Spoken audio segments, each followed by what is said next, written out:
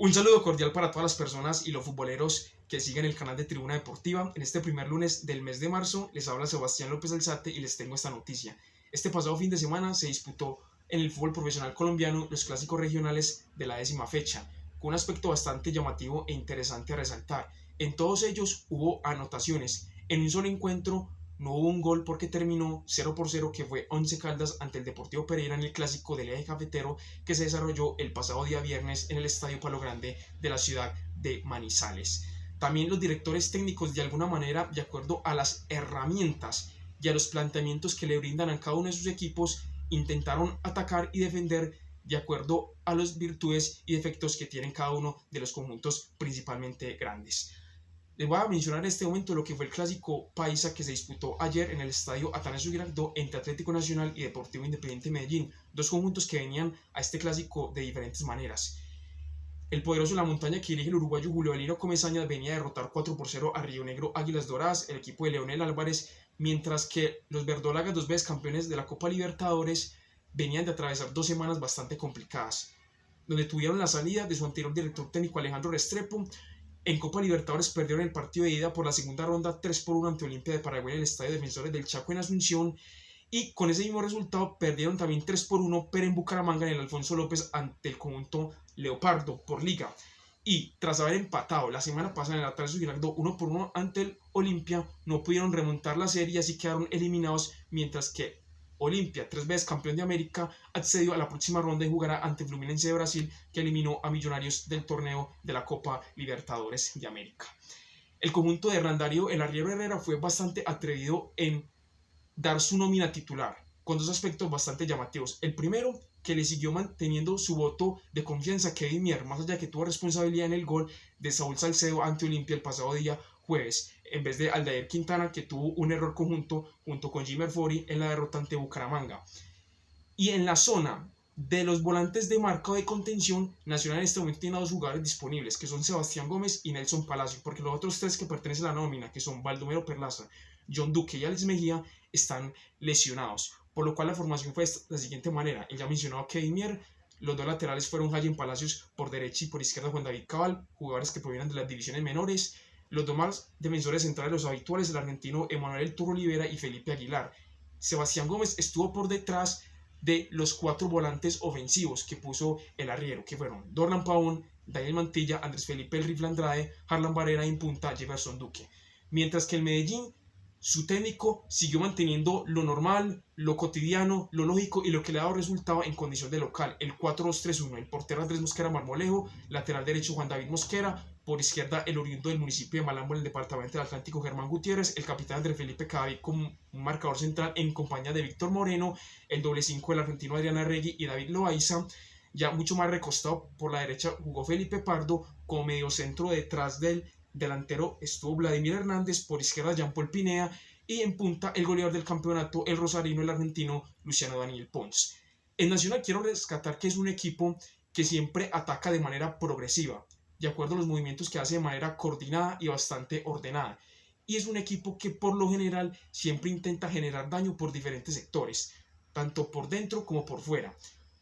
Por el sector derecho veíamos cuando Jayen Palacios se proyectaba e intentaba consolidarse en el ataque y se unía por momentos con Daniel Mantilla, o cuando Dorlan Pavón se recostaba por ese sector. Ya en la izquierda, aunque Juan David Cabal no fue un jugador que generó mucha profundidad en esos últimos 20 metros, en el caso de generar los centros,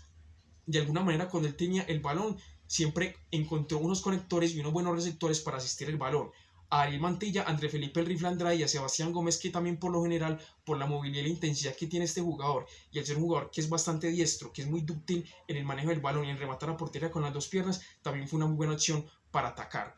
Ya en el cambio, el Medellín fue un equipo que sí tuvo ya mucho más juego por fuera, principalmente con 5 jugadores. Los 2 conectores y los 2 que generaron peligro en el ecosistema del costado derecho, el lateral o marcador de punta Juan David Mosquera y el carrilero,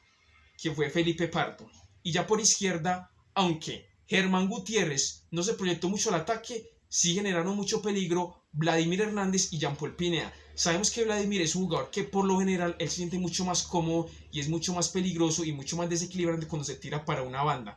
Puede que jugando por la mitad tenga mejor panorama y tenga mejor visión para asistir o rematar de media o larga distancia, pero Vladimir, por las condiciones técnicas que él tiene y el ser un jugador de baja estatura, tiene esa facilidad de poder regatear y ser encarador en el 1 contra 1. Ya Luciano Pons es un jugador que se ha caracterizado en ser muy letal, un jugador que no necesita tocar mucho el balón para que el balón le pueda llegar fácilmente y así rematar al arco, que en los pocos minutos o las pocas opciones en las cuales él ha tocado el balón se ha caracterizado que tiene una efectividad de remate a portería de más del 50 o el 80%, porque necesita de 3 remates para que esos 3 remates 2 terminen en el arco contrario. El primer tiempo Medellín tuvo mejores posibilidades, tuvo mejores acciones, tuvo mejores acercamientos, pero pecó y le faltó lo más importante, la efectividad y la precisión en el último toque, principalmente Pons, porque Medellín fue un equipo que también tuvo, digamos, una efectividad y una progresividad en más del 75% del terreno de juego, pero le faltó la estocada final. Nacional, aunque generó también remates a portería, sí fue un equipo que priorizó mucho más el juego corto. Medellín con las transiciones fue un equipo largo, porque por medio de los 5 toques ya estaba en el arco contrario. Tengamos en cuenta que Nacional de alguna manera perdió ya ese factor sorpresa del fútbol de manera vertical por medio de los cambios de orientación o los centros al área, porque tiene a sus 2 laterales titulares lesionados, Gerson Candelo y Álvaro Angulo, y eso que Danovis Vanguero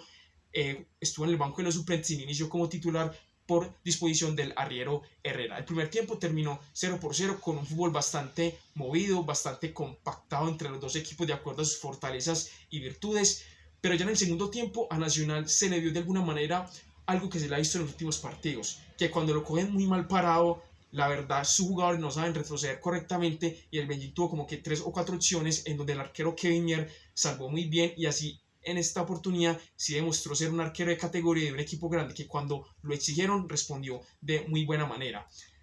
En Nacional, Harlan Barrera, que sabemos que siempre termina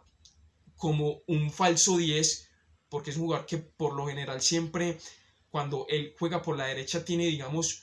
una mejor manera y sentirse mucho más cómodo para que se pueda asociar con otros jugadores. Dorlan Pavón sabemos que es un futbolista que le cuesta mucho entregar el balón, es muy colectivo. Él es un constructor de jugadas, pero él mismo las quiere finalizar. Pero un jugador clave fue Daniel Mantilla. Que tengamos en cuenta que cuando el partido estaba 0-0 fue el que cobró el tiro de esquina por derecha que cabeció Juan David Cabal y que la sacó en la raya de cabeza Luciano Pons.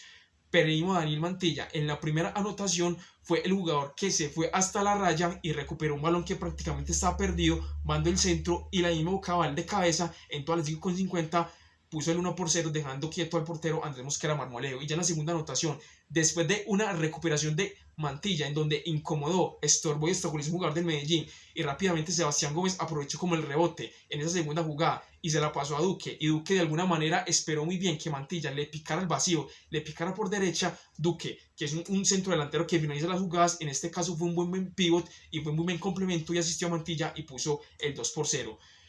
Esas 2 anotaciones de Nacional fue en un transcurso de 5 minutos, de minuto 69 a minuto 74. Y eso sumémosle que exactamente 4 minutos después, al minuto 77, Felipe Pardo fue expulsado después de una patada que le pegó Juan David Cabal. Pero recordemos que ya venía, digamos, un enfrentamiento entre estos dos jugadores cuando el mismo lateral izquierdo Cabal, que proviene de las divisiones menores, al igual que Gallen Palacios, en un momento cuando le robó un balón y se la quitó a Felipe Pardo, le celebró en la cara por haber hecho para este jugador lo que fue supuestamente una hazaña. Al final Nacional ganó 2-0, ganó de una muy buena manera y lo bueno es que de alguna manera el conjunto verdolaga pudo hacer y ganar un partido de más de 2 goles de diferencia, porque a lo largo del campeonato solo le había ganado 3-1 a Junior de Barranquilla y en Bogotá 2-0 a Millonarios. Ya los otros 3 encuentros que había ganado fueron por el mismo resultado de 1-0 ante Deportivo Pasto, el conjunto de Envigado y Unión Magdalena en el Atanasio Girardot. El Medellín es un equipo que da un paso hacia adelante pero da 2 hacia atrás. Le falta consolidarse, le falta tener una constancia y una regularidad, porque tiene un 50% de rendimiento, 5 victorias y 5 derrotas, y esas 5 derrotas han sido en condición de visitante, aunque la derrota de ayer, Medellín en el Fixture era de condición de visitante, pero fue aquí en la capital antioqueña y por eso está en la 5ª posición con 15 puntos, el Medellín precisamente. Y lo que es Nacional, de alguna manera ya llegó a 20 puntos en la 2ª posición y tiene números interesantes, porque es el 4º equipo con menos goles en contra, por detrás de Millonarios, Deportes Tolima y Once Caldas de Manizales, mientras que el Medellín ya está en una balanza ya no muy ajustada, porque tiene 11 goles a favor y 9 goles en contra. Aquí en Tribuna Deportiva les comenté que el clásico antioqueño estuvo movido intenso, pero la victoria fue para Atlético Nacional, que ya lleva una racha de 10 partidos en los clásicos sin perder ante el equipo del Deportivo Independiente Medellín, 6 veces campeón de Colombia. Muchas gracias por el video, hasta luego, que estén bien.